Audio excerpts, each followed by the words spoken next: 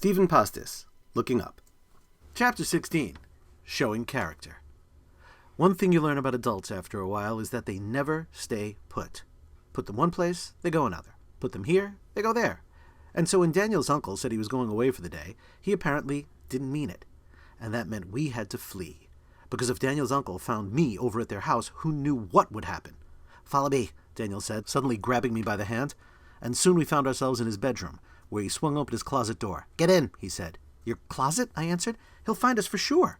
"Not where we're going," he said, climbing the shelves that lined the back of the closet toward a square hole in the ceiling, and using his cane to shove aside the wooden board over the opening, he turned back toward me. "Attic," he said. "He doesn't know I go up here." And so I followed him into the attic, after which he made sure to slide the wooden board back into place just as we heard his uncle enter his room. "Daniel," he said, "you home?" So he stayed perfectly quiet until we heard his uncle's departing footsteps. And after we were sure he was gone, Daniel tiptoed to the slatted attic vent, through which he stared out to his front yard. "He's here with some people," Daniel said. "Who?" I whispered. "I don't know," he answered. "They're hard to recognize from here." And so I tiptoed to the vent and looked through the slats for myself. There I saw a woman my mother worked with at Chuck Less Homes, along with two people who at first I didn't recognize and could hardly believe it when I did. "It's the woman whose ankle I grabbed," I told Daniel, "and the man she was with." "No." "Yes." "How could that be?" "Lattes," I answered. "They must give you great strength." And so the two of us listened in silence as they entered the house, and the woman from Chuck Less said all sorts of dumb stuff about how big the lot was, and how the neighborhood was really up and coming, whatever that meant. And if you want to know the truth, I got so caught up in what they were all saying that I almost missed the look of fear on Daniel's face. Fear, when the couple said they loved the neighborhood. Fear, when they asked when they could close the sale. Fear, when they said they might tear down the house. And they were fears that my cardboard shield could not protect him from. Which made me just about the most useless knight ever. And so I wanted to rush over and put my arm around Daniel, or cover his ears, or even just go downstairs myself and tell that couple all about the nuclear test planned for that afternoon. But it was no use, because I couldn't stop Daniel from hearing what he had already heard. And so when the real estate agent led Daniel's uncle and the couple into the backyard, and it felt safe for us once again to whisper, I tried to think of just the right thing to say. And I don't know about you, but in my experience, that right thing never comes. Except after a week or so, and then you come up with this ridiculously brilliant thing to say that no longer matters because the world has moved on. That's why if I ever find one of those magic lamps with a genie inside, my one wish is going to be, can I be brilliant in the moment just once? Which probably isn't even something you're allowed to ask for, because when it comes to genies, I think you have to ask for a new pony or a palace or truck. But it turned out I didn't need to say anything at all, because out of the blue, Daniel said this. "Ever notice how in a book or movie a character can be as real to you as someone you know in real life?" And that's the thing about Daniel. His mind is like this rabbit racing through a field. You just never know where it's going to end up. "Really," he said, "and sometimes you care about them even more than real people." He stood up and walked to a spot where the sunlight from the vent was hitting the attic wall. And there, for the first time, I noticed a drawing. "This is Timmy," he said, pointing to the drawing on the wall. "We talk sometimes. I mean, he can't really talk, but sometimes it feels like he can." "Did you draw that?" I asked. "Yeah, it's good. It's okay. You're the first person I've showed it to." Then he walked over to a small window on the other side of the attic and peeked from behind the drawn shade to make sure his uncle was still in the yard. Which he was. So Daniel continued. "Maybe the reason I come up with characters is that they're the only people I know who can't leave me." He tapped the drawing of Timmy with his cane. "And now here I am, leaving them." And then, wouldn't you know it, someone in the street, probably one of the buyers, must have hit the alarm on their car by accident or something, because suddenly all we could hear was this loud honking noise so obnoxious you wanted to pull your ears off. And that's the thing about life. It has this way of screwing up the most beautiful moments, almost like some superpower looks down and sees all that beauty and says, "Oh no, better mess this moment up." But then the alarm ended, and Daniel kept going. "Anyhow, that's why I don't want to leave." "So you've drawn other characters?" I asked. He nodded. "I come up with a new one every time I'm sad, or hurt, or lonely." And that's when he turned on the light bulb over our heads, and an entire wall was illuminated. And there were so many drawings that I didn't know where to look first. "So this is the room where you draw?" I said. "Yeah, it's quiet and peaceful. Do you like any of them?" Which I really wasn't expecting him to just ask like that. "I guess that pig over there," I answered, pointing to a cute pig he had drawn, but afraid that maybe I had picked the least significant one. "I like that one too," he said, "but it's not my favorite." "Which one's your favorite?" I asked, and that's when he pointed to one I had somehow failed to notice. "You drew it," I said, probably a bit too loud. "Me flying out of a catapult, and you didn't make my hair smooshed or anything." I touched the drawing with my hand. "You really did capture my essence." Daniel smiled.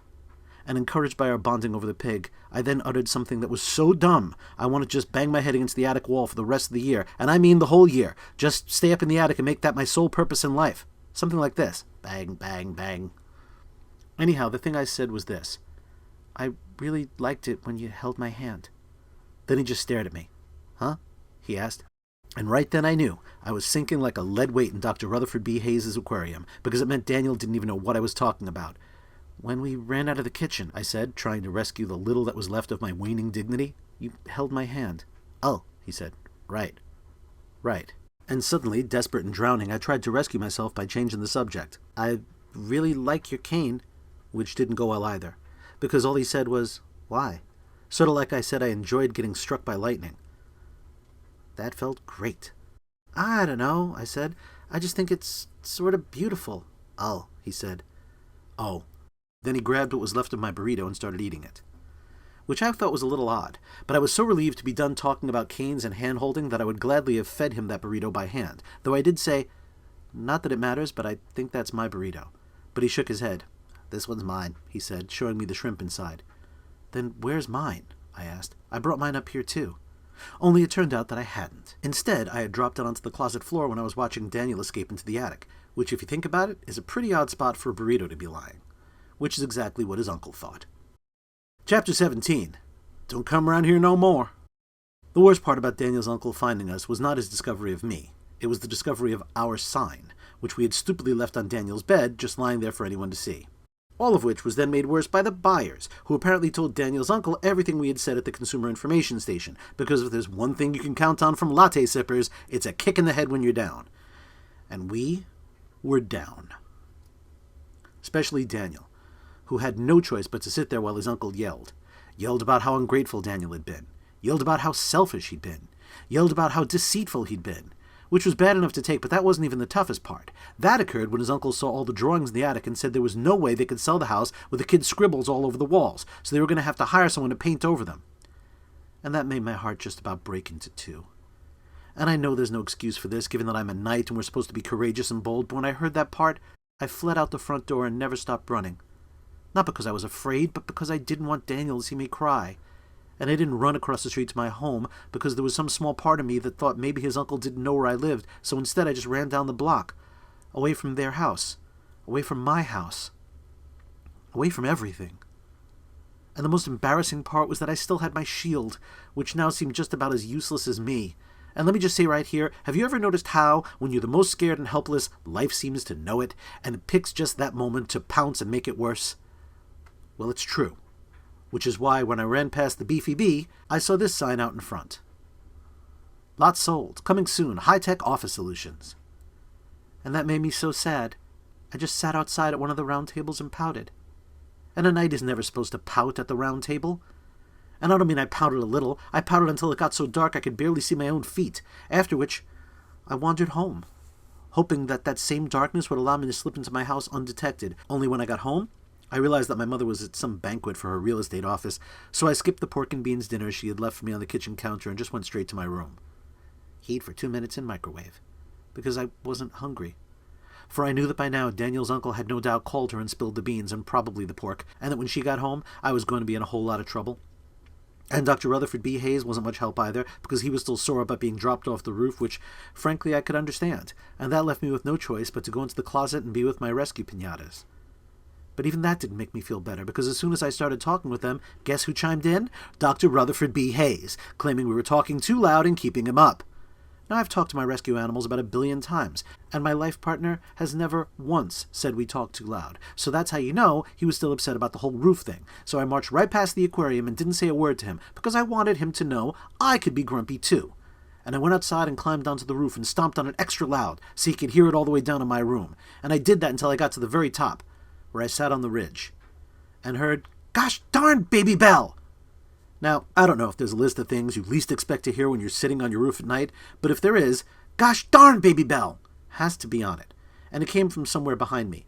Now, you're probably not going to believe this next part, but I promise on the shell of Dr. Rutherford B. Hayes that it's true. In all the times I had been on my roof, I had never once looked at the house behind ours.